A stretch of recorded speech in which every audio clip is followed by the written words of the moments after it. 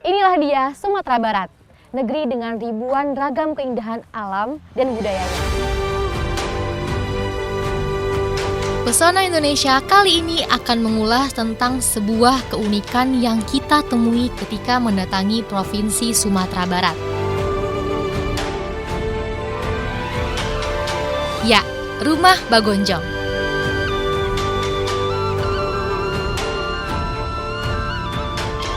Atap runcingnya yang menjulang tinggi menjadi visual khas yang mencolok di hampir setiap wilayah.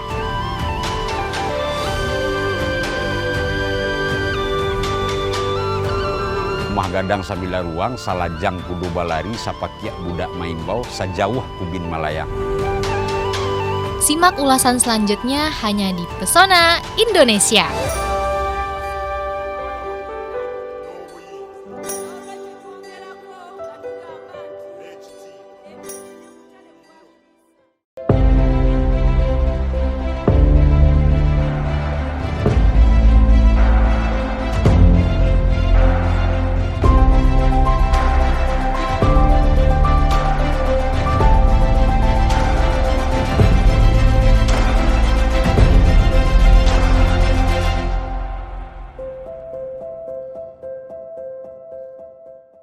Sebagai identitas terpenting di provinsi ini, kehadiran rumah gadang atau rumah Bagonjong menyertai filosofi hidup yang bijaksana, baik dari segi nilai luhur kebudayaan maupun manfaat teknikal untuk keseharian. Terus ikuti sajian ini untuk lebih mengenali tentang rumah Bagonjong.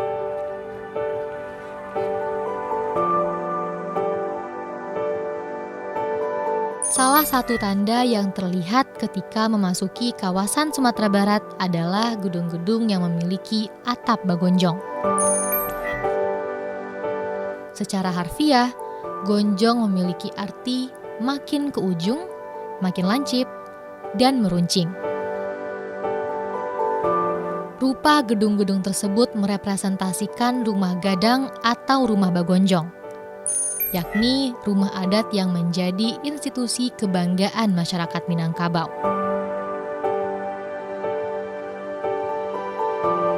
Rumah Bagonjong memiliki sejarah yang tidak lepas dari kehidupan di nagari Tuo Pariangan, negeri asal masyarakat Minangkabau.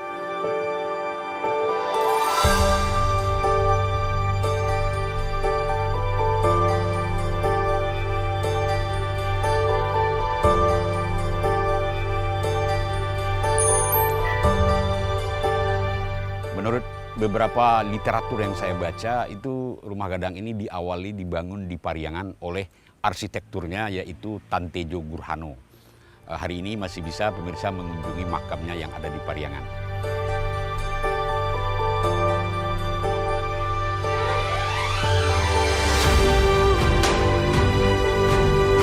Keunikan atap rumah Bagonjong memiliki makna filosofi tersendiri, walaupun belum terdefinisikan secara pasti oleh para ahli.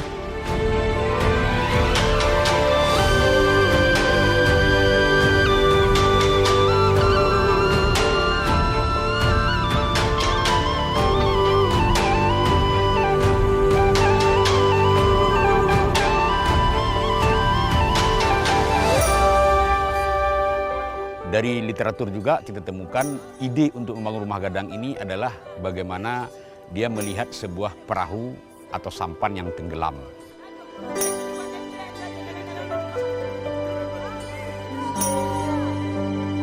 Dan untuk mewujudkan bangunan yang indah itu berpikirlah Tantejo Gurhano bersama orang-orang yang ada di sekitar dia pada saat itu bagaimana supaya indah.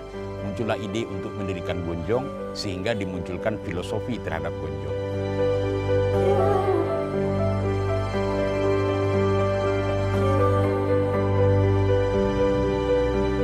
Selain itu, filosofi bentuk yang juga dikenal adalah visualisasi tanduk kerbau, yang merujuk pada legenda pertarungan kerbau oleh nenek moyang Minangkabau.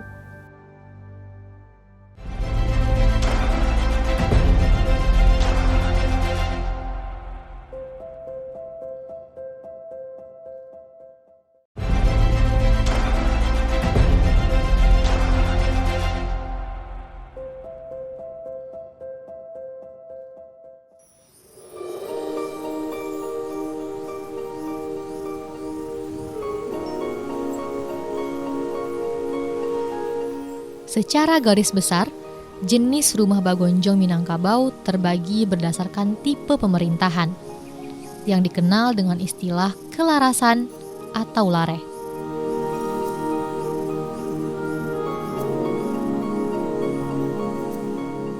Jadi kalau saya secara pribadi membagi hanya kepada 3 saja. Ada rumah gadang di Lareh Nan Panjang, ada rumah gadang Koto Piliang, ada rumah gadang Bodi Caniago. Koto Piliang mereka pasti pakai ban 2. Nah, itu uniknya karena mereka menganut konsep yaitu nan turun dari titik dari langit. Kalau Bodi Caniago dia biasanya duduk sehamparan, artinya lantainya itu sama datar.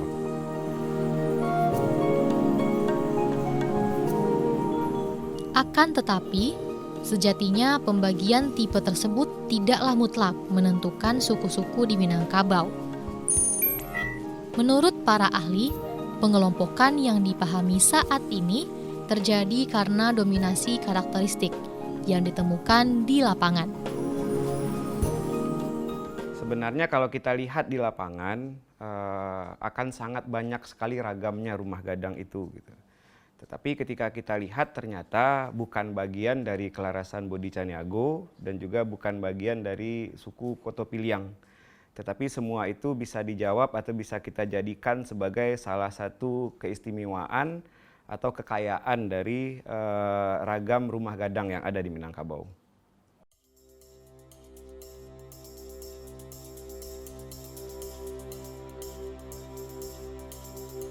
Salah satu bangunan rumah Bagonjong yang ikonik di Sumatera Barat adalah replika Istana Basa Pagaruyuang.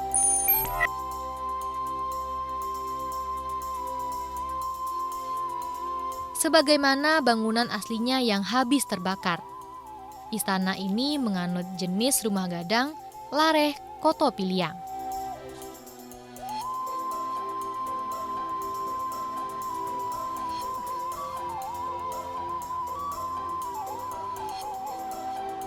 Mau difotoin nggak? Dari ya? Tufa kan?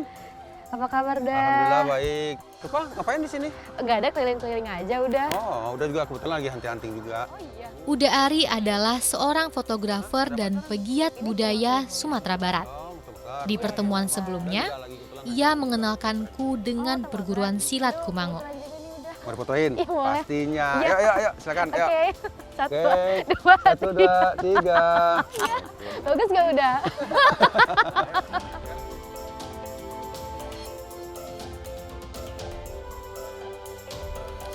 Kali ini, ia bercerita tentang rumah Bagonjong yang merupakan salah satu objek favorit fotografinya. Motret rumah gadang itu banyak yang bisa kita aplikasikan di dalam sebuah frame kamera. Baik itu dari sisi pemotretan landscape, baik itu di pemotretan HI maupun model. Keindahan itu banyak bisa kita dapatkan dari memotret sebuah rumah gadang dari berbagai angle yang kita inginkan seperti itu. Dan itu pun dari waktu ke waktu, dari pagi, dari sore, bahkan malam sekalipun tetap keluar keindahan sebuah rumah gadang itu kita potret.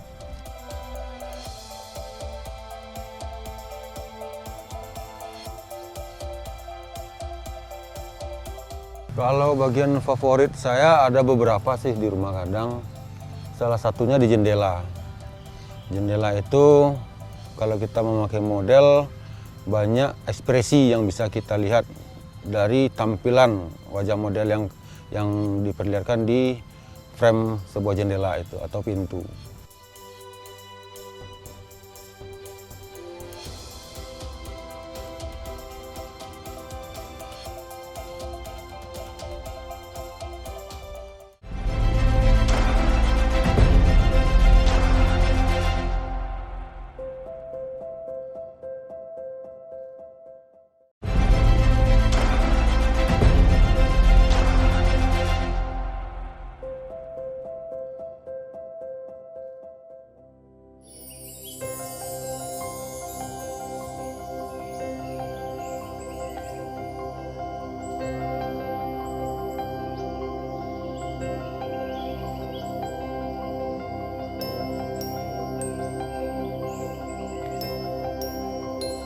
Uda Ari mengajakku ke kampung asalnya, Nagari Sumpu.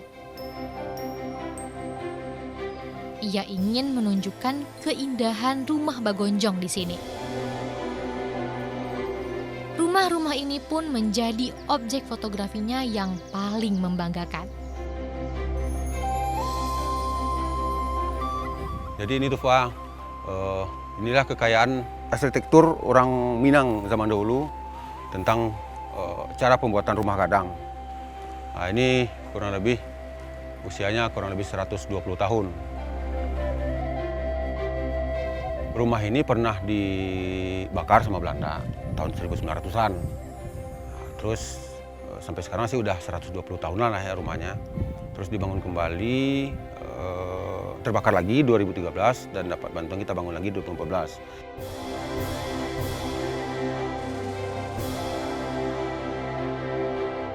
Kejadian Sumpu kemarin itu tidak saja kehilangan bagi Sumatera Barat, tapi itu adalah kehilangan untuk Indonesia. Setelah pasca kejadian, memang kita sangat merasakan begitu sedihnya di sana. Kita mencoba bagaimana caranya agar rumah gadang ini bisa dibangun kembali.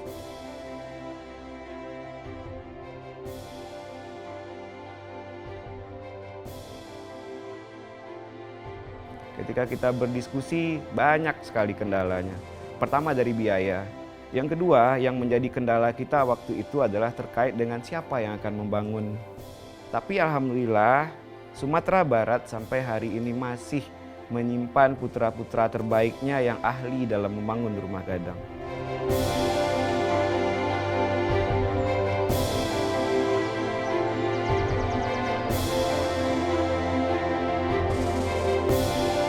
Tapi uniknya rumah gadang ini nggak satu pemilik.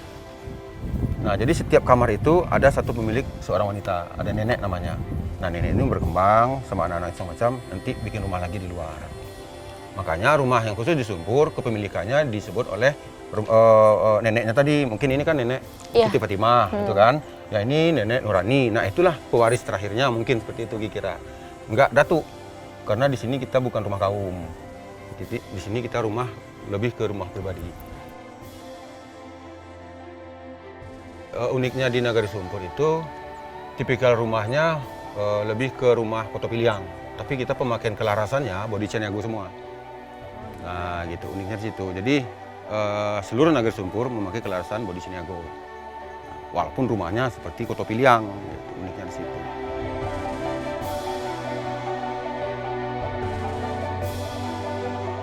Hingga saat ini, Nagari Sumpu masih memiliki sekitar 50 rumah Bagonjong.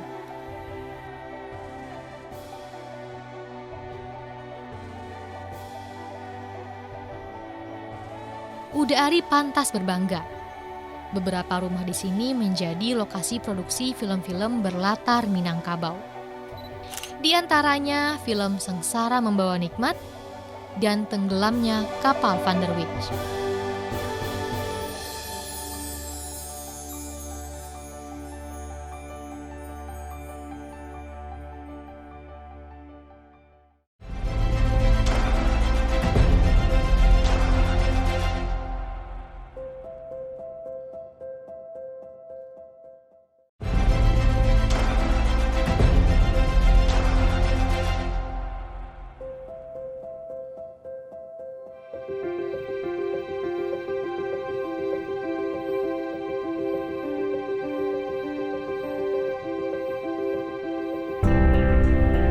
Sebagai sebuah identitas yang unik, bangunan fisik rumah Bagonjong memiliki makna filosofis secara nilai keluhuran budaya dan arsitektural.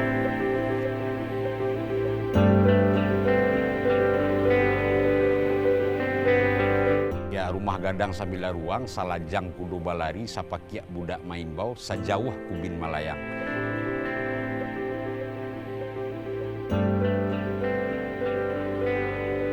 Tiang tapi Panaguale, tiang dalam Putih Bakuruang, tiang panjang Simajolelo, tiang salik Dindiang Yosamia.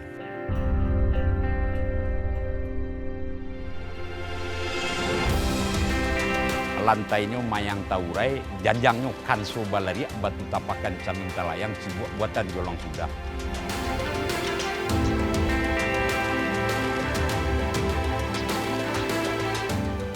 laki ukia tampuk manggih bapintu ketek dua balai buah.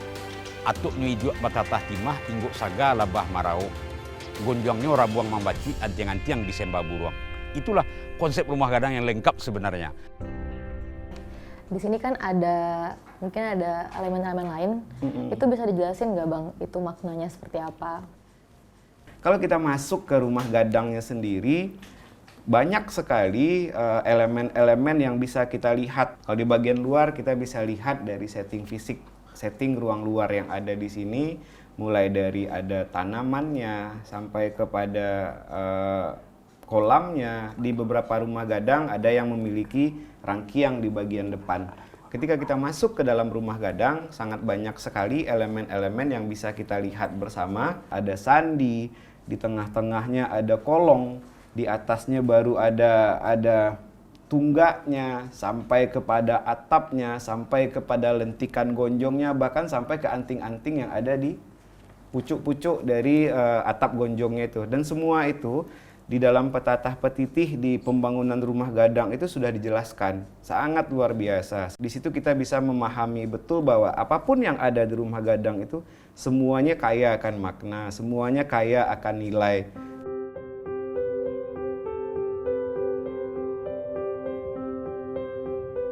Dan yang paling menarik dari unsur-unsur rumah Bagonjong adalah sifat bangunannya yang tahan gempa. Kalau boleh kita urai satu persatu, misalnya kalau kita lihat rumah gadang itu dia tidak tegak lurus ke atas, tapi biasanya rumah gadang itu agak miring. Dia kecil di bawah, agak membesar ke atas. Dalam beberapa tulisan biasanya kita sebut itu dengan istilah sile. Jadi ketika bagian yang besar ke atas ini ditimpa dengan beban yang sangat luar biasa, secara teknis itu bisa menjawab bahwa ini akan semakin kokoh dia ke bawah.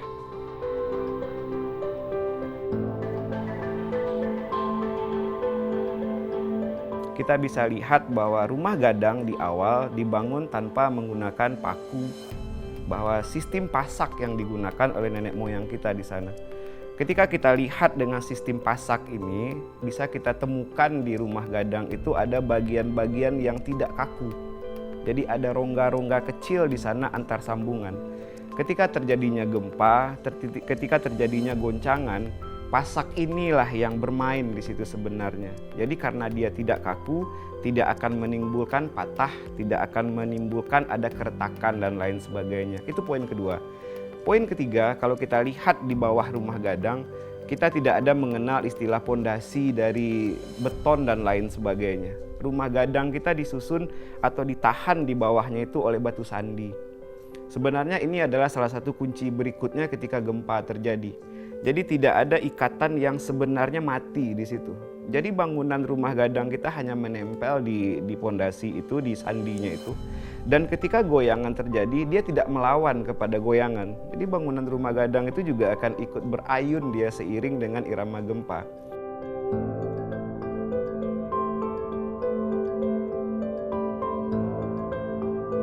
Meskipun banyak yang sudah binasa, banyak juga yang menang bertarung melawan masa.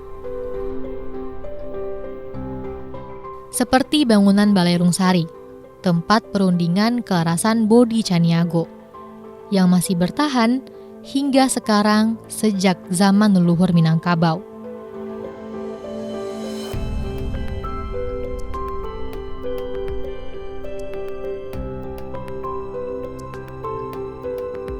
Serta rumah Bagonjong Kampainan Panjang yang berusia ratusan tahun dan terpelihara hingga saat ini.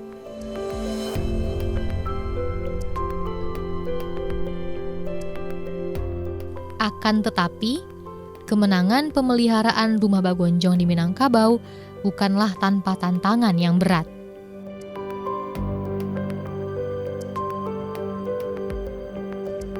Makanya ancaman kita hari ini adalah pertama ketahanan dari rumah gadang itu sendiri. Beberapa faktor yang menyebabkan itu terjadi adalah terjadinya perubahan gaya hidup di kita. Bahwa kita sudah mulai, kalau di kampung kita mengatakannya turun dari rumah. Jadi keluarga-keluarga yang hidup di Rumah Gadang sudah turun dari Rumah Gadang dan dia membuat kembali rumah-rumahnya sendiri di sekitar itu.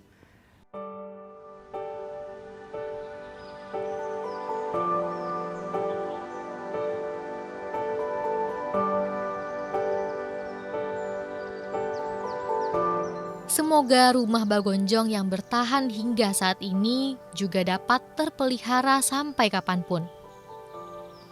Janganlah punah dan jadi kenangan, dan selalu hidup sebagai sebuah keunikan.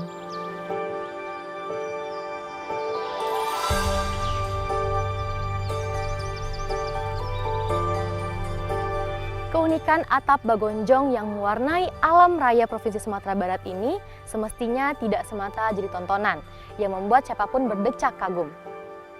Ada nilai-nilai yang perlu kita pahami, ada perjuangan dalam pelestarian yang membutuhkan dukungan. Sampai jumpa di Pesona Indonesia dari Sumatera Barat edisi berikutnya.